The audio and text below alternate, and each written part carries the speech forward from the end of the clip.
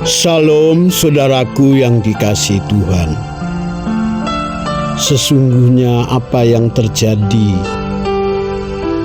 yang kita alami saat ini adalah hasil keputusan kita masa lalu kita. Banyak kesalahan, keputusan-keputusan yang kita ambil itu menurut kehendak kita. Kita sering tidak bertanya kepada Tuhan.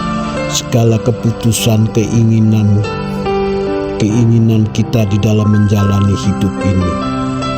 Saudaraku yang dikasihi Tuhan, memang di dalam hidup ini banyak pilihan, bahwa yang menentukan nasib kita adalah diri kita sendiri. Maka saudaraku yang dikasihi Tuhan, bahwa betapa pentingnya saudara dan saya memiliki kepekaan mendengar suara Tuhan, agar keputusan saudara yang saudara ambil di dalam menempuh menjalani hidup ini, segala keinginan saudara harus selalu selaras dengan hati Tuhan. Jangan sekali-kali kita memaksakan kehendak diri kita sendiri. Saya sendiri sebagai pelayan Tuhan, hamba Tuhan, banyak kesalahan yang saya lakukan di masa lalu saya. Banyak keputusan-keputusan yang sangat fatal, sehingga saya harus menerima akibatnya sampai hari ini. Maka dengan pengalaman ini, saudara dan saya harus ada tekad lebih dekat lagi dengan Tuhan.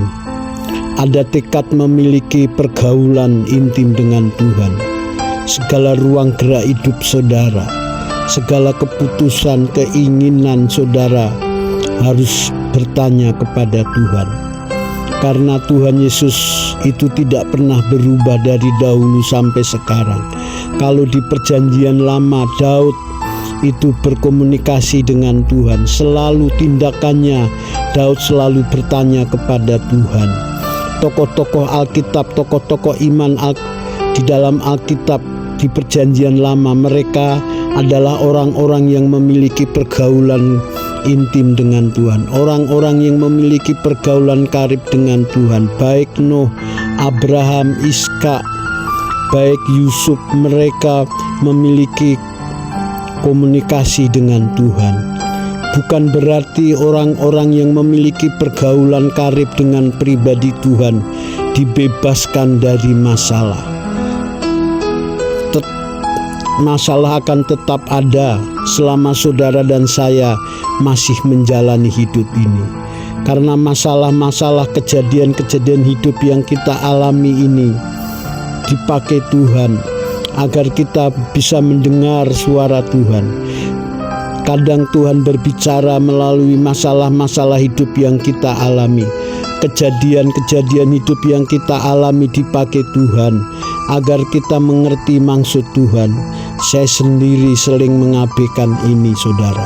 Maka melalui kebenaran firman Tuhan ini, saya mengingatkan saudara, mengingatkan saya sendiri, agar kita sungguh-sungguh, lebih bersungguh-sungguh lagi mencari Tuhan. Karena Tuhan itu tidak kelihatan. Kalau kita mencari Tuhan, sudah berdoa mohon petunjuknya, sepertinya Tuhan berdiam diri. Tuhan tidak menyatakan rencananya. Memang kita sebagai manusia, orang percaya, kita tidak banyak mengerti rencana Tuhan. Yang kita tahu, kita harus melakukan apa yang Tuhan kehendaki. Apa yang harus kita lakukan sesuai dengan kebenaran firman, itu yang kita kerjakan. Di luar itu Tuhan sendiri yang akan meluruskan jalan kita. Saudara-saudaraku yang dikasihi Tuhan, di Amsal 3 sana mengingatkan kita, jangan sekali-kali kita bersandar kepada pengertian kita sendiri.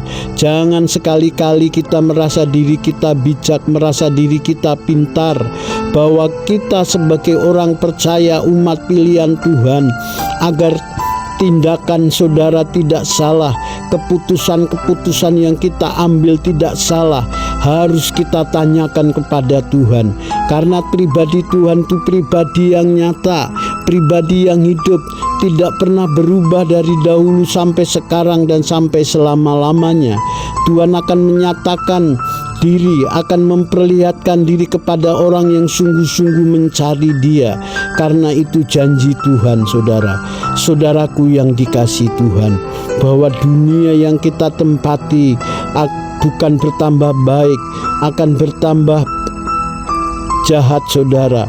Bahwa dunia yang kita tempati bukan bertambah hari, bertambah memiliki kedamaian, tetapi bahwa manusia pada umumnya tidak akan merasa puas dalam menjalani hidup ini.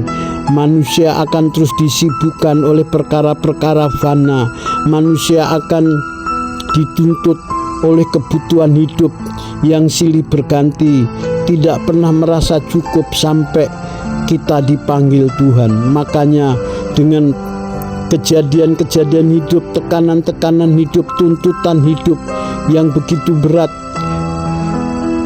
saya dan saudara mengambil keputusan mengandalkan Tuhan, berharap akan kasih karunia-Nya, mohon hikmat marifat dari Bapa, dari Tuhan dalam menyikapi segala persoalan hidup yang saudara alami, kita alami, agar dalam perjalanan hidup ini kita disertai Tuhan. Mohon pimpinannya, Roh Kudus menyertai kita, agar perjalanan hidup kita mendapatkan perlindungan penyertaan Tuhan. Karena tanpa Tuhan kita menjalani hidup ini penuh kelelahan. Tanpa Dia hidup kita menjadi sia-sia, saudara. Biarlah kebenaran ini mengingatkan saudara dan saya agar saudara lebih sungguh-sungguh lagi bergaul mencari Tuhan. Salam, terima kasih.